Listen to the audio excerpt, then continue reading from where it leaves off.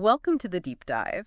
Today we're tackling something really fundamental, how our brains actually construct the reality we experience. Yeah, it's fascinating stuff. You shared some material featuring Dr. Lisa Feldman Barrett's work, and the big idea, the one that really jumps out, is that our brains aren't just, reacting. Exactly. They're predicting, constantly predicting what's coming next. And that changes everything, doesn't it? How we see our feelings, our responses. Completely. So we're going to unpack this predictive brain concept and look at what it means for, well, everything. Emotions, trauma, even who we think we are. Right. It's like a look under the hood of how your brain builds your world. And the key takeaway for listeners, I think, is about agency. Agency, you mean like control? Yeah, sort of. Yeah. Understanding this stuff isn't just theory. It gives you a real sense of having more say in your life, more choice, potentially more control, the ability to actually maybe shape your experience. Which sounds pretty empowering. It really is. And Dr. Barrett, her goal is pretty clear. Make this complex brain science understandable, usable. So not just for scientists in the labs. No, for everyday life. Whether it's figuring out your own struggles, helping family, even just being more productive, she's really interested in how the brain creates the mind, thoughts, feelings, memories. And also why those things can be so different across cultures, right? Yeah. Even though our brains are basically built the same way. That's a huge piece of it. And understanding this, well, it offers that personal empowerment we talked about. The idea that you actually have more influence maybe over your feelings and actions than you realize. Precisely. It's not like flipping a switch for absolute control. Nobody's saying that. No, of course not. But it suggests everyone has the potential for a bit more agency than they might think. And with that comes responsibility. Yeah, a greater sense of responsibility for how we navigate things. It helps us move away from feeling like, just a puppet reacting to whatever happens outside. Okay, so let's get into the brain itself. Yeah. You mentioned it's expensive. Metabolically speaking, yes. Think of it like a supercar.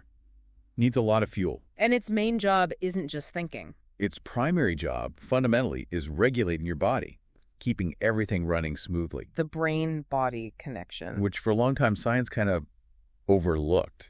Or at least didn't emphasize enough, this constant back and forth between the brain and what's happening inside our bodies. Right. And Dr. Barrett points out that there's this incredible amount of activity going on inside us moment to moment that we're usually totally unaware of. Totally oblivious. Yeah. Which is probably good, lets us focus outwards. Yeah, probably. But that internal regulation, it's foundational. And this is where the prediction part comes in strong. The old idea was, sense something, then react. Stimulus, response. Right. But the current thinking is flipped. The brain is constantly predicting. It uses your past experiences, your memories, to guess what needs to happen next. For everything. Like blinking, heart rate. Everything. From where your eyes should move next to adjusting your heart rate before you even consciously decide to stand up, the brain is preparing for action. Okay. And those preparations become its predictions for what you're about to sense. So get this. Yeah. Action actually comes before sensing. In a way. Whoa, okay, that's a bit of a mind bender. Give me an example. Okay, language.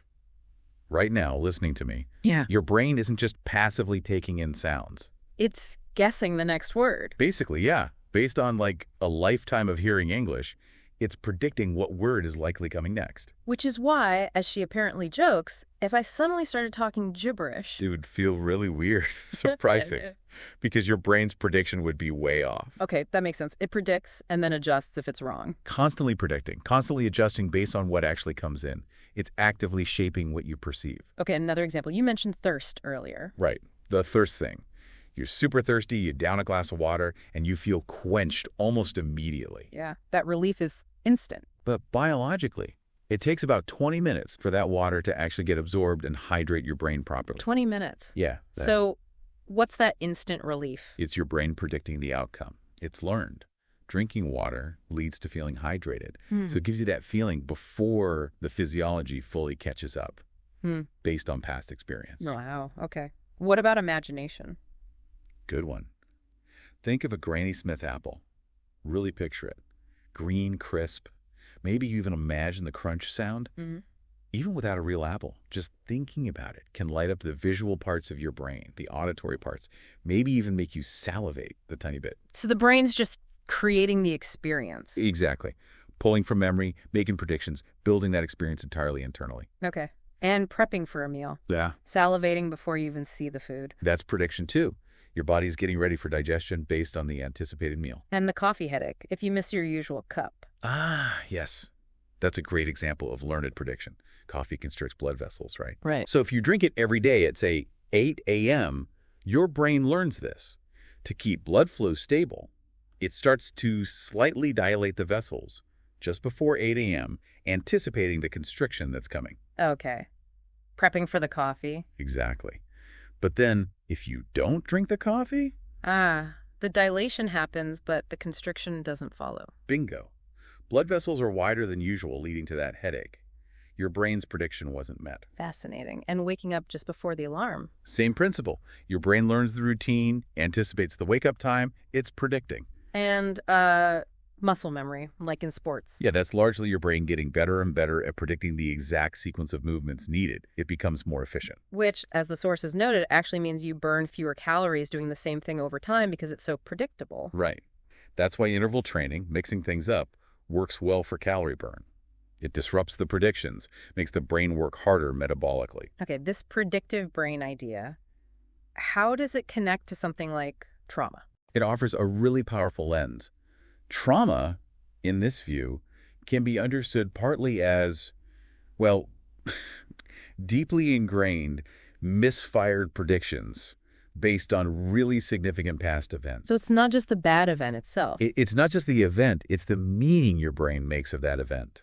And that meaning is shaped by your remembered past colliding with the sensory input of the present. Okay. Remember Maria's story from the material, where physical interactions common in her culture weren't initially traumatic. Until she saw them framed differently, like on Oprah. Exactly. Exposure to new narratives, new cultural meanings led her brain to repredict, essentially, and assign a traumatic meaning to those past experiences. That generated real symptoms. So the meaning assigned is key. Crucial.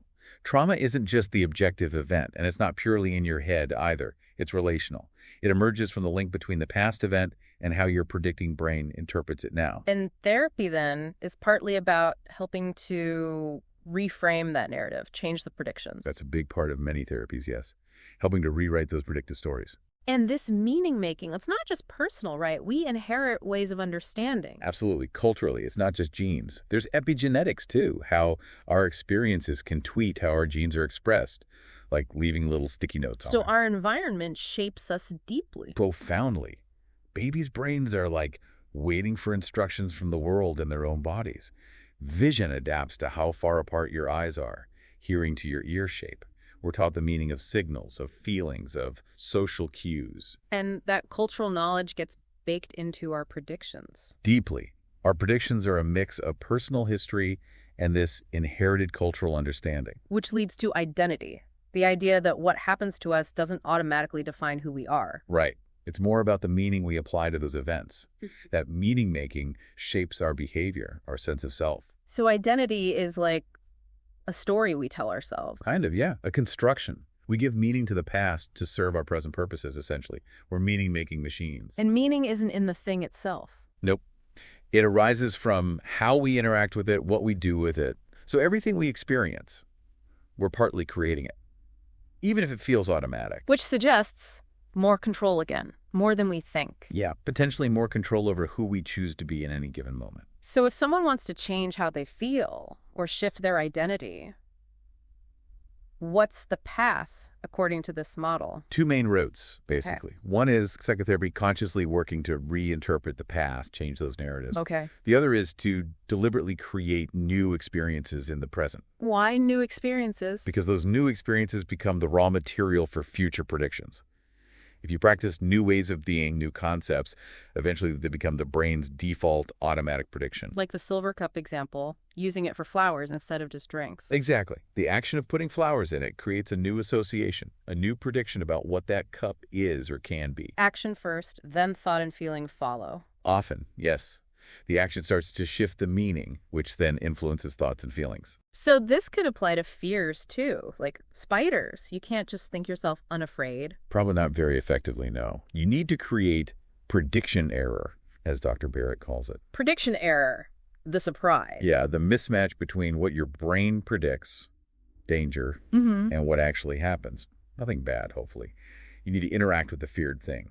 carefully in small doses. So change your actions, your actual experience with the spider or bees or whatever it is. Right. Give your brain new evidence that contradicts the old fear prediction. Prove the prediction wrong, essentially. And this prediction error is how we learn anything. It's fundamental.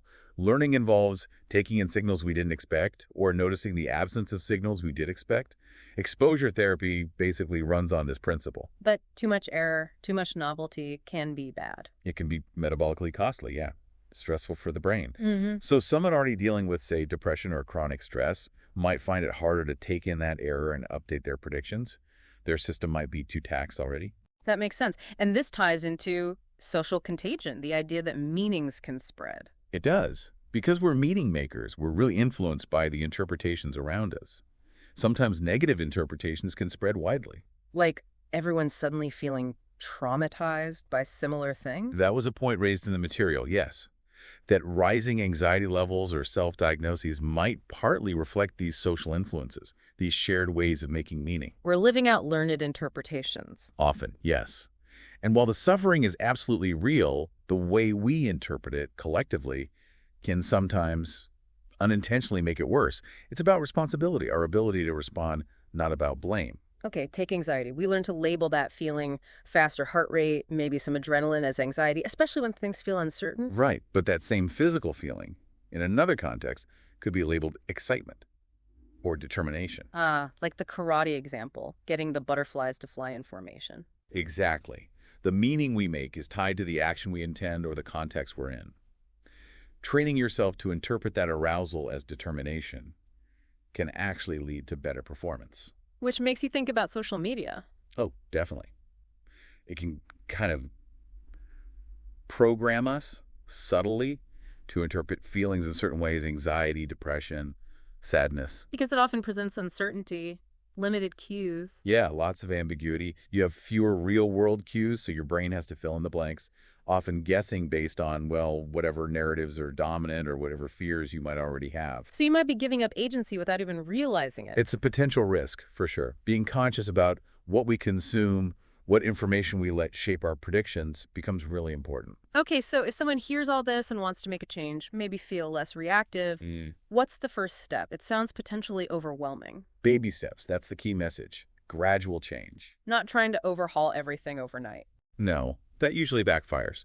It's more about gently, consciously pushing yourself into slightly new behaviors, even when you don't feel like it. Like the example of managing pain after surgery by deliberately dosing with small bits of unexpected movement prediction error. And chronic pain itself. It's not just in your head in a dismissive way. Absolutely not. It involves the brain persistently predicting tissue damage, even if the original injury has healed. The prediction mechanism hasn't updated correctly based on the new sensory reality. So pain, like everything else, is this mix of past prediction and present sensation constructed in the brain. Precisely. It happens in the brain. Okay, let's shift slightly to depression. Dr. Barrett's team links it to body budgeting. Can you explain that? Right. Remember, the brain's main job is regulating the body. Body budgeting, or allostasis, is basically managing the body's resources: glucose, oxygen, salt, water, etc. Like a bank account for energy. Sort of, yeah. You have a finite energy budget. It goes to vital functions, growth and repair, and then any extra effort, including dealing with stress. Mental well-being isn't separate from this physical resource management. So depression, in this view, Can be seen as the brain trying to cut costs because it thinks it's running a deficit, shutting things down. explaining the fatigue, trouble concentrating. Exactly. Those are metabolically expensive activities. And often there might be increased costs too, like inflammation, which also drains the budget. Stress hits metabolism hard. That ties into the story about her daughter, doesn't it? It does. Initially, her symptoms withdrawal, bad grades, low energy, look like laziness. But it was more complex. Much more. Understanding the body budget angle and realizing the potential link to her birth control medication was key. So how did they approach helping her focusing on the body budget? Well, they targeted things known to affect it. Mm-hmm. First, screens at night, cutting those out to help regulate her circadian rhythm and improve sleep. Sleep is huge for the budget. Massive. For clearing out brain toxins, memory, everything. Then, reducing social media, less social uncertainty, less drain. Okay. A consistent morning routine, good breakfast, parental presence, reintroducing exercise, gently at first walks, Pilates with a reformer, which has an interval-like quality. Building metabolic resilience. Right. Also, omega-3 supplements for inflammation, maybe low-dose aspirin with a doctor's, okay, of course. And social connection. Crucial. Reinstating that bedtime routine, reading together, talking, not trying to immediately fix her problems, but just being present, listening, empathy. That helps regulate the nervous system. Because we regulate each other metabolically. We absolutely do. Social support, positive connections, trust they're good for metabolic efficiency. Think mother and baby or close partners. Negative interactions, they tax the budget. And words play a role in this regulation. A huge role. Words are tools we use constantly to influence each other's nervous systems. Emotion words especially invite certain ways of making meaning, certain predictions. So words can actually change physiology. Research shows they can affect heart rate, breathing. It highlights the responsibility we have in how we communicate. We're always tinkering with each other's internal states. This reframes stress, too, then. It's a hit to the budget. Exactly. Chronic stress, where you don't get to replenish the budget, that's the problem. It can lead to burnout, compromise your immune system. Good. Stress is different. It's planned. You recover. What about alcohol? Did the material touch on that from a body budget view? Briefly, Dr. Barrett noted she's not an expert on its metabolism, but given its mood effects, it clearly impacts our internal balance.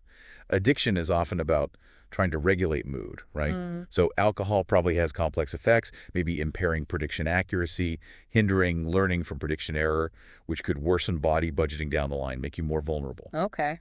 And just smiling to feel better? Does that work? Yeah, the whole just smile thing. Yeah. The evidence suggests maybe a tiny effect sometimes for some people, but it's not a reliable way to change deep emotions. The effect size is minuscule. Don't count on it. Got it. And lastly, ADHD. How does that fit into this framework? Her perspective was really about diagnosis itself. A diagnosis like ADHD describes a pattern of symptoms. It doesn't necessarily explain the underlying cause. So don't treat it like some fixed essence. Right. That's psychological essentialism, she argues, and it's not helpful. Things like serotonin and dopamine. They're metabolic regulators with many jobs, not just happy chemicals or reward chemicals. Context matters hugely. So ADHD symptoms might reflect a mismatch between the person and the demands of a specific context, like school.